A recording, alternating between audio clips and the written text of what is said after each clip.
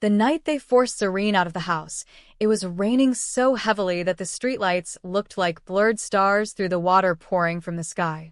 She stood at the gate of the only home she had ever known, holding a small backpack and a broken suitcase whose will no longer worked. Her stepmother, Melka, stood at the doorway with folded arms, her voice sharp and cold. "You are no longer welcome here," Melka said firmly. Zareen's father, Corin, avoided looking at her. He kept his eyes fixed on the floor like a man who did not want to see what he had allowed to happen. "Dad," Zareen whispered. "Please say something." Corin sighed, but said nothing. Melka stepped forward. "You heard me. Take your things and leave. We've done enough for you." Zareen's younger stepbrother, Tavin, leaned against the wall behind their mother, smirking. "You should have left a long time ago," he said casually. Zareen felt the words hit harder than the rain falling on her shoulders. Just a week earlier, she had still believed she had a family. She had believed the house behind her was still her home. But everything had changed after her grandmother's will had been read. Her grandmother had left Zareen something small, just a piece of land outside the city, that no one else in the family wanted. Melka had called it useless dirt. Yet somehow, that tiny inheritance had turned Zareen into an enemy in her own house. "You think that little land makes you special?" Melka had shouted earlier that evening. "Then go live there." Now the gate closed behind her with a heavy metallic sound. Zareen stood in the rain for a long moment, staring at the house where she had grown up. Then she whispered quietly to herself, her voice steady despite the storm. "Fine. If they want me gone, I'll build a life where they can never push me out again." She lifted her broken suitcase and began walking into the dark street. None of them watching from the house realized that the girl they had just thrown away would one day return, not as family, but as the person who owned the roof over their heads. That night, Zareen slept at a bus station bench, curled around her backpack like it was the only thing left connecting her to safety. The rain had stopped by morning, but the cold feeling inside her chest had not. She watched people moving through the station, workers rushing to jobs, students laughing with friends, families sharing breakfast together.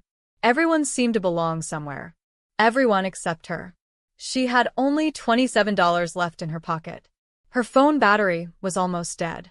And the land her grandmother had left her was 2 hours outside the city, an empty, neglected plot that no one had visited for years. But Zareen remembered something her grandmother used to say whenever life became difficult. "Land is patient," her grandmother had told her once while they sat on the porch together. "People may ignore it, but land always waits for someone who believes in it." At the time, Zareen had laughed. Now those words echoed in her mind like quiet guidance. By mid-morning, she boarded a cheap bus heading toward the rural outskirts where the property was located. The journey felt longer than 2 hours. Every mile carried her farther away from the life she once knew. When the bus driver finally stopped near a dusty roadside, he looked at her curiously. "You sure this is where you want to get off?" he asked. Zareen nodded. "Yes." The driver shrugged. "There's not much out here." But when the bus drove away and Zareen stood alone on the roadside, staring at the wild grass and open sky stretching across the quiet land, she felt something unexpected. Not fear. Possibility. The land was overgrown and uneven. Broken fencing leaned crookedly along the edges. A small abandoned shed sat near the center of the property. It looked forgotten, worthless, exactly the way her family had described it. But Zareen slowly walked across the field, feeling the wind brush against her face. "This is mine," she said softly. And for the first time since the night she was thrown out, she felt like she finally had somewhere to begin again. The first few months were the hardest period of Zareen's life. The old shed on the land was barely standing, and the roof leaked whenever it rained. At night the wind pushed through the broken wooden walls, making strange sounds that sometimes kept her awake until sunrise. But she refused to complain. She had nowhere else to go. During the day, she traveled to the nearby town looking for work. Most businesses were small and cautious about hiring strangers, but eventually a modest construction company gave her a chance to work as an assistant on building sites. The pay was small. The work was exhausting. Yet Serene never missed a day. One afternoon, while carrying heavy equipment across the site, her supervisor, a middle-aged man named Doran, watched her quietly. "You work harder than most people twice your size," he said. Serene wiped sweat from her forehead. "I don't really have another option." Doran studied her expression. "You planning to stay in this town long?" She hesitated before answering. "I plan to build something here." He raised an eyebrow. "Build what?" Serene glanced toward the distant hills where her small piece of land waited. "A future." Doran chuckled softly, but nodded with respect. "Then keep showing up. That's how most futures start." The job taught Serene more than she expected. She learned about building materials, property permits, land value, and how development projects worked. At night, she returned to the shed, exhausted but determined. Sometimes she sat under the quiet sky, writing ideas in an old notebook. She studied everything she could about property investment, construction, and real estate development. The land everyone called useless slowly began to look different in her mind. She started seeing possibilities. 10 years later, that same land would become the foundation of an empire no one in her family ever imagined. And the house that once rejected her would stand directly in the center of that empire. But none of them knew that yet. Years passed quietly, but Serene never forgot the night she was pushed out of her home. Every morning she woke before sunrise, worked long hours at the construction company, and returned to the small shed on her land to study and plan. She saved every possible dollar. While others spent their weekends resting, Serene spent hers learning. She read books about property investment. She watched how developers negotiated land deals. She listened carefully whenever contractors discussed building costs or city permits. Slowly, something began to change. One evening, Doran noticed her studying blueprints during their break. "You planning to build something?" he asked. Serene nodded slowly. "One day." Doran looked at the drawings, then back at her. "You're serious about this, aren't you?" "I have to be," she replied calmly. "This land is all I have." For the first time, Doran didn't laugh. Instead, he said something that stayed with her for years. "Then treat it like the beginning of something big." That advice became Serene's daily motivation. Within 2 years, she had saved enough money to repair the shed and install basic utilities on the land. It was still simple, but it felt like a real starting point. 3 years later, she bought the small plot next to her property. Then another. And another. Most people in the town didn't understand what she was doing.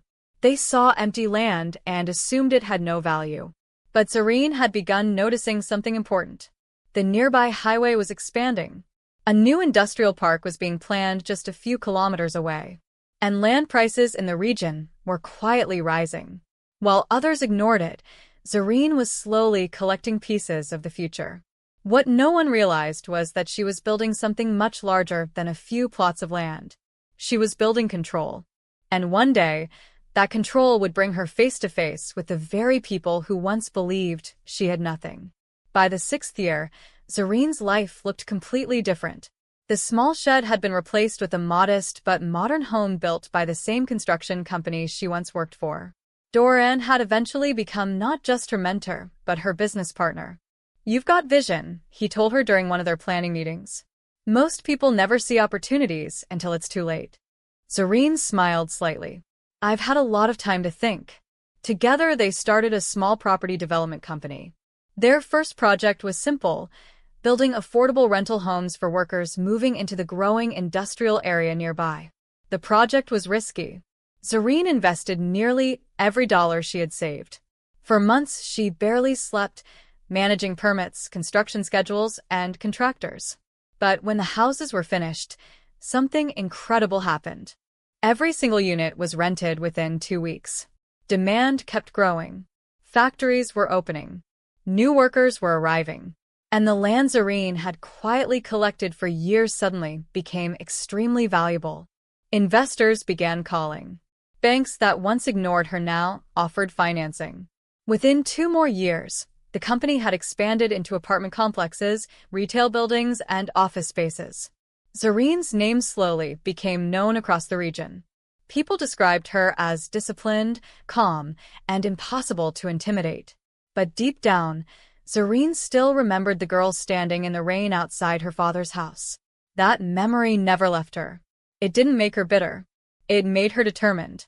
And fate was slowly arranging a moment neither she nor her former family expected. Because 10 years after she was thrown out, the very house that once rejected her was quietly being listed for sale. And the buyer would soon become someone they never imagined.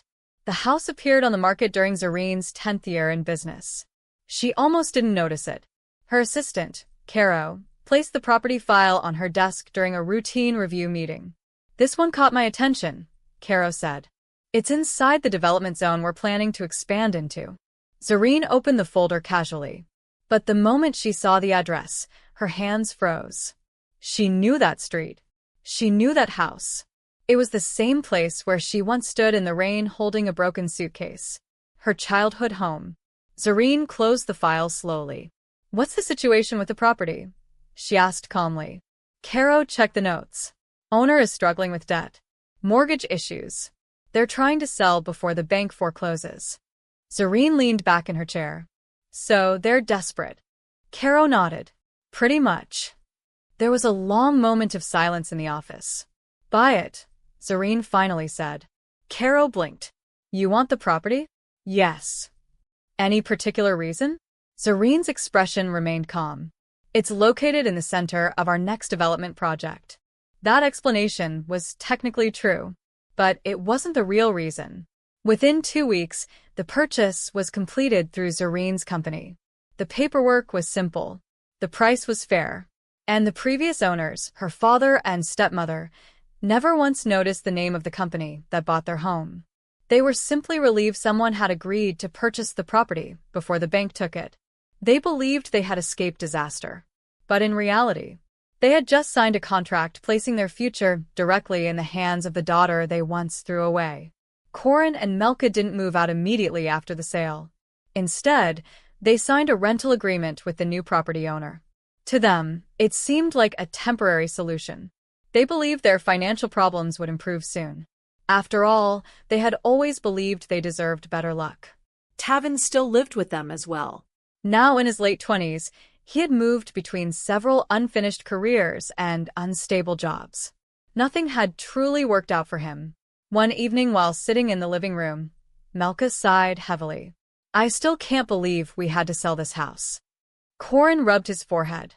"At least the new owner allowed us to stay." Tavin scoffed. "Yeah, for now. Landlords always change their minds eventually." Melka frowned. "Well, whoever they are, they better remember we lived here for 20 years. Corin nodded slowly. "Maybe we'll meet them someday." None of them knew that day was already scheduled. 3 months later, Zareen's company began organizing meetings with tenants across several newly acquired properties. Standard procedure. Routine inspections. Nothing unusual. When Caro placed the tenant file for that particular house on Zareen's desk, she looked at it for a long moment. "Schedule the visit," Zareen said calmly. Caro nodded. "Next week." "That works." The appointment was confirmed. The letter informing the tenants arrived 2 days later. Corin read it at the kitchen table. "Property management inspection next Thursday," he said. Melka shrugged. "Fine. Let them come." Tavin leaned back in his chair lazily. Just another rich landlord checking on their investment. None of them realized how right he was. Because the person walking through that door next week wasn't just their landlord. It was the daughter they once threw away. Thursday afternoon arrived quietly. A black sedan stopped slowly in front of the house. Corin looked through the window. "Looks like they're here," he said. Melka straightened her clothes slightly. "Remember," she whispered to Corin, "be polite." Tavin rolled his eyes. "Relax." The doorbell rang. Corin walked to the door and opened it. Standing on the porch were 2 people in professional business attire. One was a young assistant holding a tablet. The other was a tall woman wearing a calm expression and a tailored suit. For a moment, Corin didn't recognize her. 10 years had changed everything. But then the woman spoke. "Good afternoon," she said. Her voice was steady. "My name is Zareen." Silence filled the doorway. Melka slowly stepped forward from behind Corin. Her face turned pale. "Zareen?" Tavin stood up from the couch. What the? Zareen looked past them into the house that once forced her into the rain. Nothing inside had really changed. The same walls, the same furniture, the same people. But the power between them was completely different now. Zareen spoke calmly. I'm here regarding the property inspection. Corin stared at her in disbelief. You're the landlord? Zareen nodded slightly. Yes. The room fell completely silent. And for the first time in 10 years, the family who once threw her out finally understood something. The girl they believed had nothing now owned the roof over their heads. For several seconds, no one spoke. The silence inside the living room felt heavy, like the air itself had stopped moving. Corin stood frozen near the door, staring at Zareen as if he were looking at a ghost from a life he had tried to forget. Melka's lips trembled slightly. This is some kind of mistake, she said weakly. Zareen remained calm. She stepped inside the house slowly, her assistant Caro following behind with a tablet. There's no mistake, Zareen said gently. My company purchased this property 3 months ago. Tavin let out a short laugh, though it sounded forced. So what? You got lucky with money, and now you're here to show off. Zareen looked at him calmly. I'm here to do my job. Caro began checking the rooms, taking notes like a normal inspection. Everything felt strangely ordinary, yet nothing about the moment was ordinary at all. Melka crossed her arms. So you came here for revenge? She asked sharply. Zareen shook her head. No. Her voice was steady. I came because this property is part of a larger development project. Corin finally found his voice. Zareen. I didn't know, he said quietly. For the first time, Zareen looked directly at him. Of course you didn't, she replied. Her words were not angry. They were simply true. Caro finished the inspection after several minutes and quietly waited near the door. Everything in the house remained mostly unchanged. The furniture looked older, the walls slightly worn, but the structure itself was still strong. Zareen walked slowly through the living room, remembering pieces of her childhood that once filled the space. She remembered studying at the dining table. She remembered her grandmother laughing in the kitchen. And she remembered the night everything ended. Melka broke the silence again. So, what happens now? She asked stiffly. Zareen turned toward them. The rental agreement remains active, she said calmly. As long as the payments are made on time, you can continue living here. Tavin frowned. You're serious? Yes. He crossed his arms. You're just going to let us stay? Zareen met his eyes. This is a business arrangement. Corin stepped forward slowly. I'm glad you're doing well, he said awkwardly. Zareen nodded politely. Thank you. But there was distance in her tone. Not hostility, just distance. 10 years had changed too much. After a moment, Melka suddenly spoke again, her voice quieter this time. Zareen, about what happened back then. She hesitated. The words seemed difficult for her to say. We were under a lot of pressure, she finally added. Tavin rolled his eyes slightly, clearly uncomfortable with the conversation.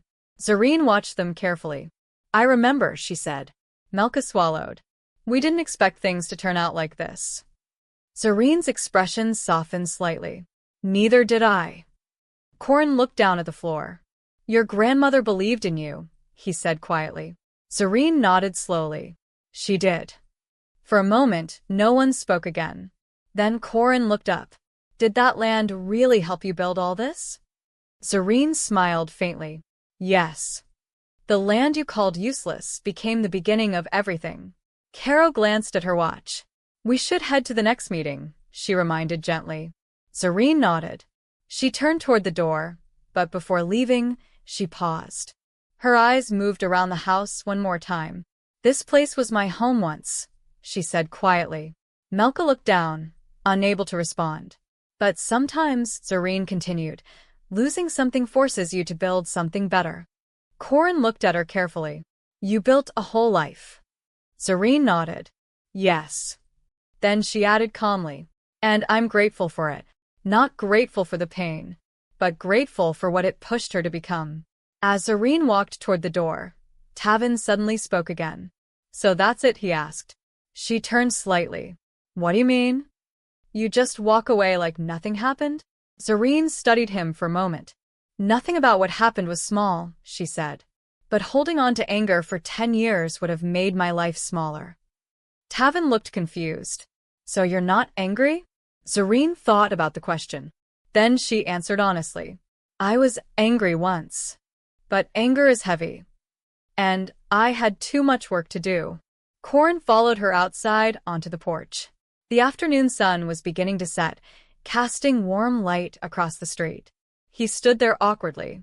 I should have protected you, he said quietly. Zareen looked at him. Yes, she replied simply. He nodded slowly. I regret it. For a long moment, neither of them spoke. Then Zareen finally said, Life gave both of us different paths after that night. Corin sighed. I see that now. Caro opened the car door for her. But before getting in, Zareen looked back at the house one last time. The same house that once closed its gate behind her. Only now, the power in the situation had completely reversed. But strangely, she didn't feel triumphant. She felt peaceful. Because the greatest victory wasn't owning the house. The greatest victory was the life she had built beyond it. As the car pulled away, Corin remained standing on the porch. Melka stepped outside beside him. Do you think she hates us? She asked quietly. Corin shook his head. No. He watched the car disappear down the road. She moved forward. Melka crossed her arms nervously. I never thought she would succeed like this. Corin sighed. Neither did I. And that realization hurt more than anything else. 10 years earlier, Zareen had walked away from that house with nothing but a broken suitcase and a small piece of forgotten land. Her family believed she would fail. They believed she would disappear. But life had other plans. The land they mocked became the foundation of her future. The struggle they forced on her became the fuel that built her success. And the home that once rejected her eventually stood inside the world she created. Sometimes the people who push you away believe they are ending your story. But in truth, they may only be turning the page to the chapter where your real life finally begins. And Zareen's story proved one simple truth. The greatest revenge is not returning with anger. The greatest revenge is returning with a life no one thought you could build. And that's the lesson from today's story. No matter how difficult life becomes, determination and courage can lead to success. If you enjoyed this story, don't forget to like, subscribe to Success Folktales, and share this message with someone who needs it. Because here, every story has a lesson, and every struggle can lead to success.